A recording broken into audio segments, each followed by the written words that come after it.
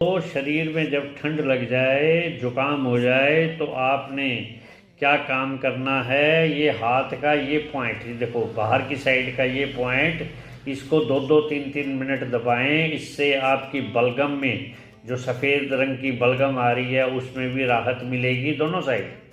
और साथ में खाने पीने का ध्यान दें, खट्टा और ठंडा मत खाएं, और इस मौसम में पूरे कपड़े पहने और पूरा ध्यान दें, पोल्यूशन से बचे रहें।